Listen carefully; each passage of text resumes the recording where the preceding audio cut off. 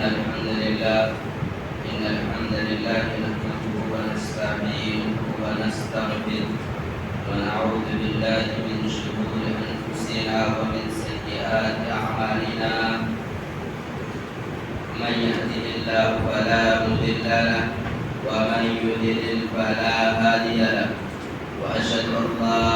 إله إلا الله وحده لا شريك له وأشهد أن محمدا عبده ورسوله يا أيها الذين آمنوا اتقوا الله حق تقاته ولا تموتن إلا وأنتم مسلمون يا أيها الناس اتقوا ربكم الذي خلقكم من نفس واحدة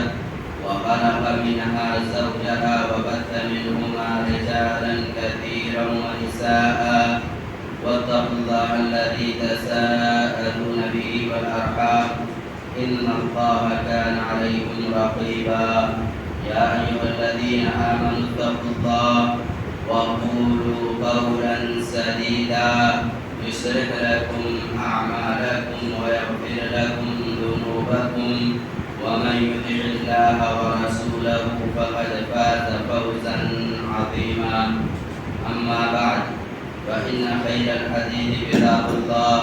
وخير الهدي هدي محمد صلى الله عليه وسلم وشر الأمور محدثاتها وكل محدثة بدعة وكل بدعة ضلالة وكل ضلالة في النار. قال الله عز وجل في كتابه العزيز فإن آمنوا بمثل ما آمنتم به فقد اهتدوا. حاضرین جمعہ، ہر طرح کی تعریف، حمد و ثنا، بڑائی اس وحدہ لا شریک مالک کائنات کے لیے ہے، جس نے ہم تمام انسانوں کو اس دنیا میں پیدا کرنے کے بعد اس دنیا کا سب سے صحیح ترین دین اسلام کا ماننے والا بنایا۔ درود و سلام نازل ہوں انبیاء کرام کی مقدس جماعت پر، بالخصوص آخری نبی محمد اکرم صلی اللہ علیہ وسلم کی ذات گرامی پر، جن کی کوششوں سے یہ دین اپنی مکمل اور صحیح شکل میں ہم لوگوں تک پہنچا۔ ایک بات عرض کرنی ہے، وہ یہ ہے کہ آگے جگہ خالی ہے یا اس کے پیچھے والی سب میں جو جگہ خالی ہے اسے پیچھے والے افراد مکمل کریں، تاکہ جو بعد میں آ رہے ہیں انہیں جگہ مل سکے اور وہ سکون کے ساتھ بیٹھ کر خطبہ جمعہ سن سکیں۔ مجلس یا اللہ کے گھر میں بیٹھنے کے آداب میں سے ہے کہ سب سے پہلے اگلی سب مکمل کریں، اس کے بعد والی سب، پھر اس کے بعد اس طریقے سے سب مکمل کی جاتی ہے۔ حاضرین جمعہ، آج کے اس خطبہ جمعہ کے لیے جس موضوع کا میں نے انتخاب کیا ہے وہ ہے صحابہ کرام رضی اللہ عنہم اجمعین کی عظمت۔ سب سے پہلے ہم یہ سمجھتے ہیں کہ صحابی کسے کہتے ہیں۔ صحابی کی تعریف میں علماء بالخصوص ابن حجر الاسقلانی رحمۃ اللہ علیہ نے ذکر کیا ہے کہ جس شخص نے رسول اکرم صلی اللہ علیہ وسلم سے حالت ایمان میں ملاقات کیا ہو اور حالت ایمان ہی میں اس کا انتقال ہوا ہو، اسے صحابی کہا جائے گا۔ حاضرین جمعہ، اس روح زمین کی سب سے مقدس جماعت یا گروہ اگر کوئی ہو سکتی ہے تو وہ صحابہ کرام رضی اللہ عنہم اجمعین کی جماعت اور گروہ ہے۔ اللہ رب العالمین نے جس طریقے سے رسول اکرم صلی اللہ علیہ وسلم کو تمام نبیوں میں سب سے افضل بنایا ہے اور آپ کی امت کو تمام امتوں میں سب سے افضل بنایا ہے، اسی طریقے سے آپ کی اس امت میں سب سے بہترین اور سب سے افضل گروہ اور جماعت اگر کوئی ہے تو وہ صحابہ کرام رضی اللہ عنہم اجمعین کی جماعت ہے۔ یہی صحابہ کرام کی جماعت ہے جن کی تعلیم تربیت رسول اکرم صلی اللہ علیہ وسلم نے بتاتے خود کی ہے، اور یہی وہ مقدس جماعت ہے جس جماعت نے پیارے رسول صلی اللہ علیہ وسلم کی سنتوں کی حفاظت کی، اور صرف حفاظت ہی نہیں کی بلکہ پوری ایمانداری کے ساتھ اپنے بعد کے آنے والے لوگوں تک پہنچایا بھی انہوں نے۔ اور یہی وہ جماعت یا گروہ ہے جس جماعت نے آپ صلی اللہ علیہ وسلم کی ہر موڑ پر حفاظت کی ہے۔ ابو طلحہ رضی اللہ تعالیٰ عنہ کو کون بھلا سکتا ہے جس صحابی نے 72 تیر اپنے جسم پر کھائے تھے لیکن نبی اکرم صلی اللہ علیہ وسلم کی ذات گرامی پر ایک تیر بھی نہیں لگنے دیا تھا۔ یہ کس چیز کا اثر تھا؟ یہ محبت تھی رسول اکرم صلی اللہ علیہ وسلم سے، یہ خالص محبت تھی اللہ رب العالمین سے، یہ خالص محبت تھی پیارے رسول صلی اللہ علیہ وسلم جو دین ہم تک لے کر کے آئے تھے۔ جب اس گروہ کی اتنی عظمتیں بیان کی گئی ہیں تو پھر آخر مسئلہ کیا ہے کہ آنے والے مہینے یعنی محرم الحرام میں بعض ایسی جماعتیں یا افراد یا پھر تحریکیں موجود ہیں جو تحریکیں یا جماعتیں اس قافلے پر یا اس گروہ پر لعن طعن کرتے ہیں۔ ان کے لیے باقاعدہ جلسوں کا انعقاد کیا جاتا ہے اور ان پر بالخصوص ابو بکر صدیق پر، حضرت عمر بن خطاب پر، حضرت عثمان غنی رضی اللہ تعالی عنہ پر لعنتیں بھیجی جاتی ہیں۔ یاد رکھیں کہ صحابہ کرام کی جو عظمت ہے، صحابہ کرام کا جو مقام اور رتبہ شریعت نے اور اللہ رب العالمین نے متعین کر دیا ہے، اگر پوری دنیا مل جائے، اس دنیا کا ایک ایک شخص اس کوشش میں لگ جائے کہ صحابہ کی عظمت کو گھٹا دیں گے، صحابہ کا جو مقام ہے اس مقام سے انہیں نیچا گرا دیں گے، تو یہ دنیا کی تاریخ میں اس زمانے سے لے کر آج تک کبھی نہیں ہوا اور قیامت کی دیوار تک ایسا کبھی ہو ہی نہیں سکتا۔ اس وجہ سے کہ پوری امت کا اس بات پر اتفاق ہے، اجماع ہے کہ صحابہ کرام سے محبت کرنا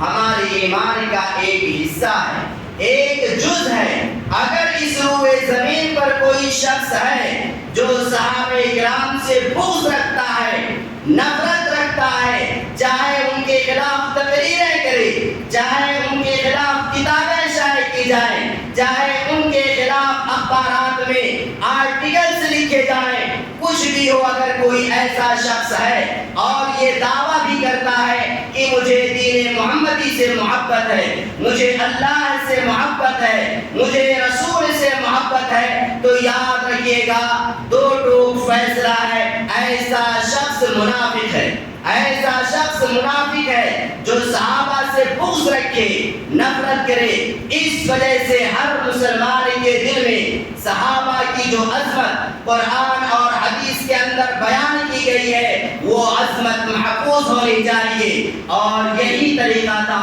ہمارے اسلاف کا، محدثین کا، بالخصوص صحابہ کرام کا آپس میں۔ صحابہ کرام آپس میں اپنے بال بچوں کو جس طریقے سے بچوں کو سورہ فاتحہ سکھاتے تھے، سورہ اخلاص سکھاتے تھے، دین کی دیگر تعلیمات سکھاتے تھے، اسی طریقے سے صحابہ کرام اپنی اولاد کو یہ بھی پیغام دیتے تھے کہ بچے ابو بکر کا مقام کیا ہے اسے تم سمجھو، عمر کا مقام کیا ہے اپنے دل میں رکھو، عثمان کا مقام کیا ہے اپنے دل میں ہونا چاہیے، کیونکہ یہ وہ نفوس قدسیہ ہیں، یہ وہ قافلہ حدیث ہے جس نے ایک ایک حدیث کی حفاظت کے لیے اپنا سب کچھ قربان کر دیا تھا، نہ رات دیکھا تھا، نہ دن دیکھا، نہ گھر دیکھا، نہ بھوک دیکھی، نہ پیاس دیکھی، صرف یہی طرف اور یہی شوق اور جذبہ تھا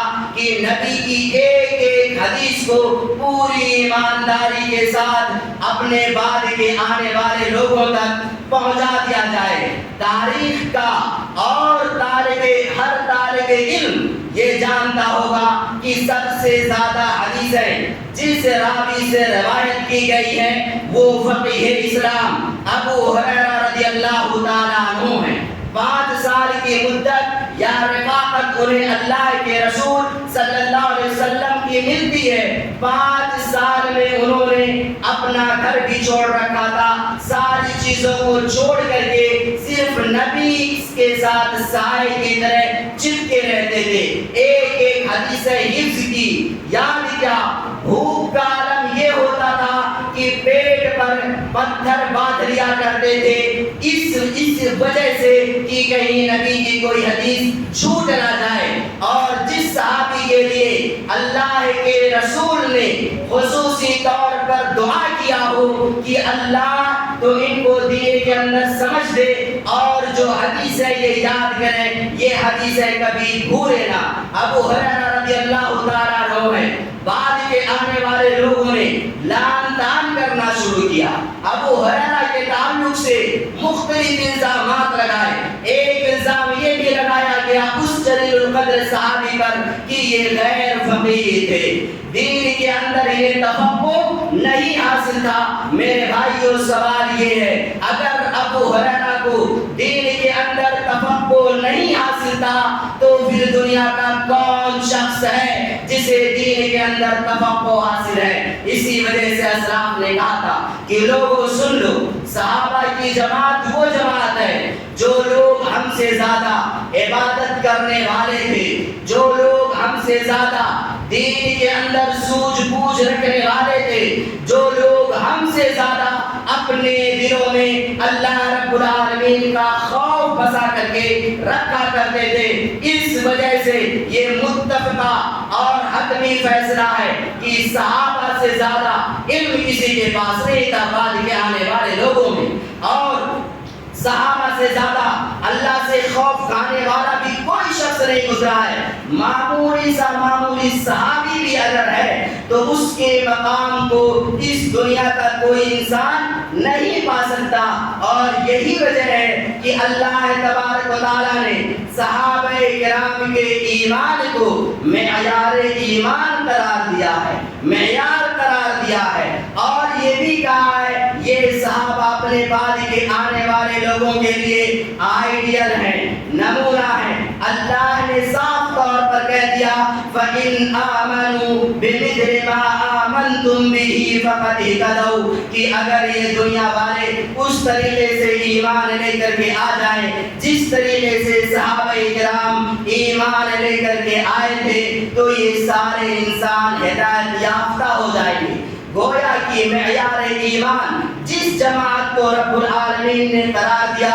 وہ صحابہ کی مقدس جماعت تھی، اور اسی طریقے سے اللہ رب العالمین نے قرآن کریم میں فرمایا ہے والسابقون الاولون من المہاجرین والانصار والذین اتبعوهم بإحسان رضی اللہ عنہم ورضوا عنہ۔ سن لو دنیا والو، سن لو سارے لوگ کہ اللہ رب العالمین صحابہ کرام سے راضی ہو گیا ہے، اور یہ صحابہ کرام اللہ رب العالمین سے راضی ہو گئے ہیں، پھر ایسی شکل میں ہمیں کیا اختیار ہے، ہمیں کیا حق حاصل ہوتا ہے کہ ہم کسی صحابی پر لعن طعن کریں، کسی صحابی کے خلاف تحریریں لکھیں، کسی صحابی کے خلاف تقریریں کریں جس شخص سے رضامندی کا اللہ رب العالمین نے وعدہ کر دیا اور اپنی آخری کتاب قرآن کریم کے اندر اعلان کر دیا رضی اللہ عنہم ورضوا عنہ، یہ صحابہ وہ لوگ ہیں جن سے اللہ راضی ہو گیا ہے اور یہ لوگ اللہ رب العالمین سے راضی ہو گئے۔ وَأَعَدَّ لَهُمْ جَنَّاتٍ تَجْرِي تَحْتَهَا الْأَنْهَارُ خَالِدِينَ فِيهَا أَبَدًا ذَلِكَ الْفَوْزُ الْعَظِيمُ، اور اسی طریقے سے اللہ رب العالمین نے ان کے لیے ایسے باغات اور نہریں جاری کر رکھی ہیں، ایسے باغات تیار کر رکھے ہیں جس کے نیچے سے نہریں جاری ہیں، اور وہ لوگ اس کے اندر ہمیشہ ہمیشہ رہیں گے، اور یہی سب سے عظیم کامیابی ہے۔ تو اللہ رب العالمین نے ان سے رضامندی کی سرٹیفکیٹ اسی دنیا کے اندر انہیں دے دی۔ اور اسی طریقے سے عبداللہ رضی اللہ تعالیٰ عنہ کہتے ہیں خیر الناس قرنی ثم الذین یلونہم ثم الذین یلونہم، اللہ کے رسول نے فرمایا سب سے بہترین زمانہ میرا زمانہ ہے، سب سے بہترین زمانہ میرا زمانہ ہے، اس کے بعد پھر اس کے بعد آنے والا زمانہ، پھر اس کے بعد آنے والا زمانہ، یعنی تین زمانوں کو، تین ادوار کو رسالت مآب نے محمد اکرم صلی اللہ علیہ وسلم نے سب سے بہترین زمانہ قرار دیا۔ اب سوال یہ ہے صحابہ کرام کی جماعت کس زمانے میں تھی؟ تیسرے زمانے میں تھی یا دوسرے یا پہلے؟ صحابہ کرام کی جماعت پہلے زمانے میں تھی، اور اللہ کے رسول نے کہا ہے سب سے بہترین زمانہ، سب سے بہترین وقت، سب سے بہترین دور جو ہو سکتا ہے وہ میرا دور ہے، جس دور میں صحابہ کرام رضی اللہ عنہم اجمعین جی رہے تھے۔ اور اسی طریقے سے رسول اکرم صلی اللہ علیہ وسلم نے فرمایا لا تسبوا اصحابی، کہ اے دنیا والو میرے صحابہ کو گالیاں مت دینا۔ نبی نے کہا ہے، کسی دوسرے شخص نے نہیں کہا ہے، اور سختی کے ساتھ منع کیا ہے کہ اے دنیا والو قیامت تک آنے والے انسانوں کان کھول کر سن لو، تمہیں کسی بھی صحابی کے خلاف زبان کو حرکت دینے کی اجازت نبی محمد اکرم صلی اللہ علیہ وسلم نے نہیں دی ہے۔ کسی بھی صحابی پر تم لعن طعن کرنے کا حق نہیں رکھتے ہو، نہ تو لکھ سکتے ہو، نہ بول سکتے ہو، نہ تو کچھ اور کام ایسا کر سکتے ہو جس سے کسی صحابی کی عزت پر، کسی صحابی کے مقام پر اور رتبے پر آنچ آئے۔ یہ کس نے کہا ہے؟ اللہ کے رسول نے کہا ہے، اور سختی کے ساتھ منع کیا ہے۔ کسی کو بھی اجازت نہیں ہے اس دنیا کے اندر، چاہے وہ اس دنیا میں کتنا بڑا علامہ بن جائے، کتنا بڑا امام بن جائے، چاہے وہ علم کا پہاڑ ہو جائے، کچھ بھی ہو جائے، لیکن اسے یہ اجازت نہیں حاصل ہے کہ وہ کسی صحابی کے لیے کوئی ایسا لفظ استعمال کرے جس لفظ کے استعمال کرنے کی اجازت شریعت نے نہیں دی ہے۔ اور اسی طریقے سے اللہ کے رسول نے آگے فرمایا فَلَوْ أَنَّ أَحَدَكُمْ أَنفَقَ مِثْلَ أُحُدٍ ذَهَبًا مَا بَلَغَ مُدَّ أَحَدِهِمْ وَلَا نَصِيبًا، اے دنیا والو سن لو، جس تنگی کے عالم میں اس جماعت نے میرا ساتھ دیا ہے، جس تنگی کے عالم میں، غربت کے ماحول میں اس جماعت نے دل کھول کر کے میرے راستے میں خرچ کیا ہے، سن لو اس تنگی کی بنیاد پر، اس ماحول کو سامنے رکھ کر میں یہ ارشاد فرما رہا ہوں کہ اگر بعد میں آنے والا کوئی بھی شخص، بعد میں صحابہ کے بعد میں آنے والا کوئی بھی شخص احد پہاڑ کے برابر سونا خرچ کر دے، کس کے برابر؟ احد پہاڑ کے برابر۔ احد پہاڑ کی لمبائی میرے بھائیوں 7 کلومیٹر ہے۔ کتنی؟ 7 کلومیٹر احد پہاڑ کی لمبائی ہے۔ مدینہ میں ہے وہ پہاڑ۔ اور یہ بھی سنو، کون سی چیز خرچ کرنی ہے؟ دنیا کی سب سے قیمتی چیز خرچ کرنی ہے، یعنی سونا خرچ کر دو احد پہاڑ کے برابر، جس کی لمبائی 7 کلومیٹر ہے۔ اللہ کے رسول نے کہا، اور میرے صحابہ نے اگر آدھا مد خرچ کیا، یعنی 1 مد یا آدھا مد مان لو، اگر انہوں نے خرچ کیا ہے تب بھی ان کے مقام کو نہیں پہنچ سکتے۔ آدھا مد، 1 مد کتنا ہو سکتا ہے میرے بھائیوں؟ آدھا کلو یا اس سے تھوڑا سا زیادہ۔ آدھا کلو سونا اگر صحابہ کی مقدس جماعت میں سے کسی شخص نے خرچ کیا ہے، اور آج اگر ہم احد پہاڑ کے برابر بھی سونا خرچ کر دیں تب بھی اس مقام کو، اس رتبے کو نہیں پا سکتے، کیونکہ جس تنگی کے عالم میں، جس ماحول میں، جس غربت کو انہوں نے سامنے رکھ کر اللہ کے رسول کا ساتھ دیا تھا، ہم تصور نہیں کر سکتے، ہم اندازہ نہیں کر سکتے کہ کیا حالات تھے ان کے، وہ کس ماحول میں جی رہے تھے اور کس طریقے سے انہوں نے پیارے رسول صلی اللہ علیہ وسلم کا ساتھ دیا تھا۔ اور اسی طریقے سے اگلی روایت ہے جس کے اندر آپ صلی اللہ علیہ وسلم نے ارشاد فرمایا لا یحبہم الا مؤمن، کہ صحابہ کرام سے اگر کوئی شخص محبت کر سکتا ہے تو وہ کون ہو سکتا ہے؟ وہ صرف مومن ہو سکتا ہے۔ اللہ کے رسول کی یہ حدیث صاف طور پر بتا رہی ہے کہ صحابہ کرام سے محبت کرنے والے مومن ہی ہو سکتے ہیں۔ منافق، مشرک یا پھر جس کے دل میں ایمان کی رمق نہ ہو، ایسے لوگ صحابہ کرام سے محبت نہیں کریں گے بلکہ ان سے بغض رکھیں گے، ان سے نفرت کریں گے، انہیں گالیاں دیں گے۔ آگے آپ صلی اللہ علیہ وسلم نے فرمایا وَلَا يُبْغِضُهُمْ إِلَّا مُنَافِقٌ، اور صحابہ کرام سے اگر کوئی بغض رکھ سکتا ہے تو وہ منافق ہوگا، جس کے دل میں نفاق ہوگا وہی شخص صحابہ کرام سے بغض رکھے گا، نفرت کرے گا، انہیں گالیاں دے گا، ان کے خلاف تحریریں لکھے گا، تقریریں کرے گا، صرف وہی کر سکتا ہے۔ اور آگے آپ صلی اللہ علیہ وسلم نے فرمایا من احبہم احبہ اللہ، جو شخص صحابہ کرام سے محبت کرے گا اللہ رب العالمین بھی اس شخص سے محبت کرے گا۔ جو شخص صحابہ کرام سے محبت کرے گا اللہ رب العالمین بھی ایسے شخص سے محبت کرے گا۔ ومن ابغضہم ابغضہ اللہ، اور جو شخص صحابہ کرام سے بغض رکھے گا اللہ رب العالمین نے بھی کہا ہے پیارے رسول کی زبانی کہ اللہ بھی ایسے شخص سے بغض رکھے گا۔ اس وجہ سے لوگوں یاد رکھو، دنیا کے کسی بھی کونے میں رہو، اس دنیا کے اندر مختلف فرقے، مختلف گروہیں، مختلف تحریکیں موجود ہیں جن کے یہاں پورا اہتمام کیا جاتا ہے کہ ابو بکر کو گالیاں دے،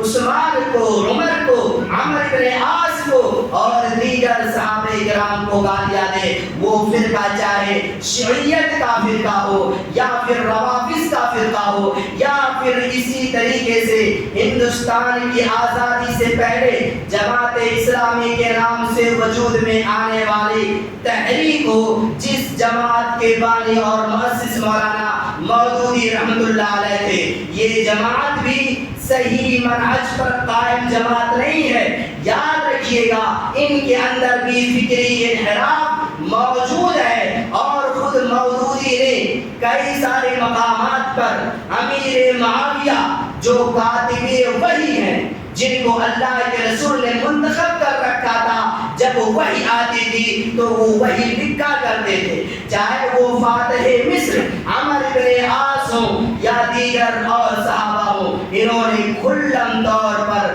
ایسے صحابہ پر نقد کیا ہے، ان لوگوں پر، اور ان پر اپنی زبان اور قلم کو حرکت دینے کی جسارت کی ہے۔ اس وجہ سے یاد رکھیں دنیا کے کسی بھی کونے میں رہیں، یہ جماعتیں اگر ہم سے قریب ہوں تو ان جماعتوں کے بارے میں ہمیں پہلے آگاہ ہونا چاہیے کہ ان کے یہاں فکری انحراف اور صحابہ کا جو عزم، صحابہ کرام کا جو مقام اور رتبہ ہے، ان لوگوں نے گھٹانے کی کوشش کی ہے۔ یاد رکھیے اللہ کے رسول نے فرمایا تھا کہ جب تک یہ صحابہ کرام اس روئے زمین پر موجود رہیں گے کوئی بھی بہت بڑا فتنہ پیدا نہیں ہوگا اسلام کے اندر، بڑے بڑے فتنے پیدا نہیں ہوں گے اسلام کے اندر۔ لیکن جو ہی صحابہ کرام کے مقدس جماعت اس دنیا سے رخصت ہو جائے گی اور اس روئے زمین پر کوئی صحابی باقی نہیں رہے گا، بڑے بڑے فتنے پیدا ہوں گے، یہ امت ان فتنوں سے دوچار ہوگی، ان فتنوں میں مبتلا ہو جائے گی، اور ملت اسلامیہ کی پوری اسلامی تاریخ گواہ ہے میرے بھائیوں، جب تک صحابہ کا یہ گروہ موجود تھا اس روئے زمین پر کوئی بہت بڑا فتنہ نہیں پیدا ہوا تھا۔ لیکن جو ہی صحابہ کرام اس دنیا سے رخصت ہو گئے، اعتزال کا فتنہ، معتزلہ جسے کہتے ہیں، وہ فتنہ پیدا ہوا، حدیث کے اندر شکوک و شبہات پیدا کرنے کا فتنہ پیدا ہوا، حدیث کے اندر حدیث رسول کو انکار کرنے کا فتنہ پیدا ہوا، اور حدیث رسول کو مختلف زاویوں سے شکوک و شبہات اس کے اندر پیدا کرنے کی کوششیں کی گئی۔ تو یہ صحابہ دنیا والوں کے لیے امن کا باعث تھے، رحمت، سکون، مودت، الفت اور آپس میں مل جل ایک ساتھ رہنے کے یہ لوگ علم بردار تھے۔ لیکن ان کے جانے کے بعد میں پوری تاریخ بدل گئی، کیا کچھ دنیا کا نقشہ ہوا سب ہماری نگاہوں کے سامنے موجود ہے۔ اس وجہ سے صحابہ کرام کی قدر کرنا اور جب ان کا نام آ جائے تو ان کے نام کے ساتھ رضی اللہ عنہ ورضوا عنہ کہنے کا ہر مسلمان کو اہتمام کرنا چاہیے، کیونکہ انہیں کی بدولت نبی کی ساری حدیثیں اپنی صحیح شکل میں پوری ایمانداری کے ساتھ ہم تک منتقل ہوئی ہیں۔ اور بالخصوص میرے بھائیوں، افسوس کی بات تو یہ ہوتی ہے کہ لوگ سب سے زیادہ نشانہ جس صحابی کو بناتے ہیں، جن صحابہ کو، ان میں سے پہلے نمبر پر ابو بکر صدیق ہیں، سب سے زیادہ انہیں نشانہ بنانے کی کوشش کی جاتی ہے۔ دوسرے نمبر پہ عمر بن خطاب، تیسرے نمبر پہ عثمان۔ ان تینوں کا مقام کیا ہے؟ تینوں کے مقام کو بیان کرنے کے لیے مستقل خطبہ جمعہ کی ضرورت ہے، جس کے اندر الگ الگ سے ان کے مقام کو اور ان کی عظمتوں کو بیان کیا جائے، تاکہ جو لوگ موجود ہیں وہ لوگ سمجھ سکیں، پھر دنیا کے کسی بھی کونے میں جائیں تو صحابہ کرام کی عظمت ان کے دلوں سے مٹ نہ سکے، اور جو مقام ہے اس مقام پر انہیں برقرار رکھ سکیں۔ اللہ رب العالمین سے دعا ہے، الہ العالمین تو ہمیں صحابہ کرام کے عظمت کو کما حقہ سمجھنے کی توفیق دے، آمین۔ الہ العالمین تو ہمیں پیارے رسول صلی اللہ علیہ وسلم کی لائی ہوئی شریعت پر عمل کرنے کی توفیق دے، آمین۔ الہ العالمین تو ہم تمام مسلمانوں کو اخوت و بھائی چارگی کے ساتھ رہنے کی توفیق دے، آمین۔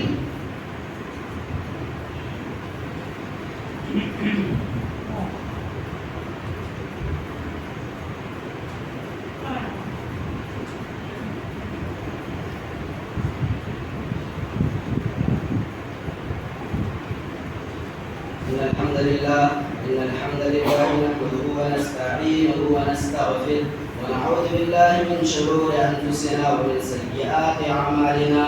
من يهده الله فلا مضل له ومن يضلل فلا هادي له، وأشهد أن لا إله إلا الله وحده لا شريك له، وأشهد أن محمدا عبده ورسوله، أما بعد فإن خير الحديث كتاب الله،